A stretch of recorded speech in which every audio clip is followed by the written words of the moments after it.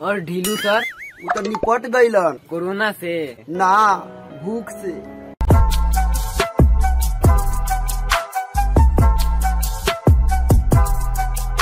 Tuition ले लो tuition ले लो tuition ले लो ट्यूशन ले लो। गाजर बहुत महंगा है, गाजर नहीं खिलाएंगे। नहीं भैया गाजर काटा से गाजर नहीं खिलाएंगे। गाजर 1 किलो।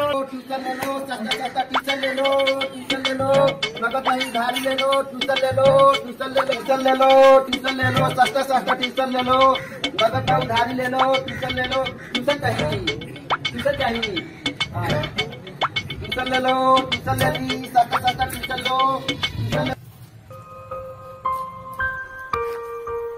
हे भगवान कोई ट्यूशन मिलते नहीं थे।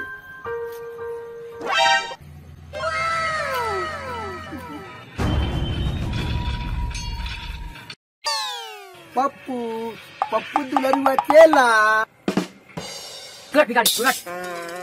बउओ हम तो मास्टर हई भिखारी नहीं।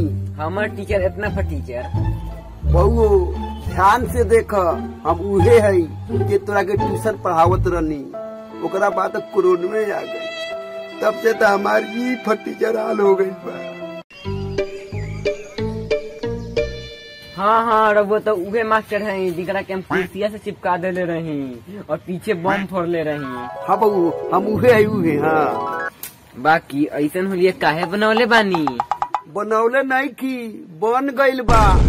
हर प्राइवेट टीचर के ये हाल बा। तोरा फेकू सर याद बारन? उहे जो लंबा लंबा फेंकत रहलन।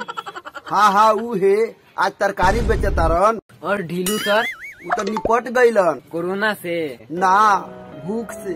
So sad. लेकिन रउआ तो बच गई नी। बच के कौन तीर मार लेनी।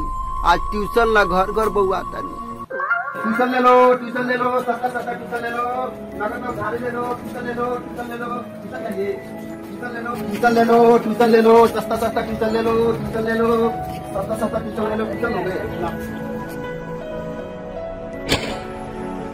ट्यूशन ले लो नगद ना उधारी ले लो ट्यूशन ले लो। हे बउआ ट्यूशन कर बउआ हमरा के का करी घूमत घूमत चप्पल टूट गई। बाकी केहू ट्यूशन पढ़ेला तैयारे नहीं के होकर। क्या गई बड़े का काहे हंसत अरे? राउर ना समझी पर जब कोरोना काल में बिना पढ़े लोग पास हो जाये तो लोग पढ़ाई काहे करी? गेमुआ ना खेली? ना बउआ ना तू तो ऐसा ना बोला तो हमारी का हुई। घबराई मत मार साहब। और समस्या के समाधान हमरा लगे बा। हम 1 मिनट में आई नहीं।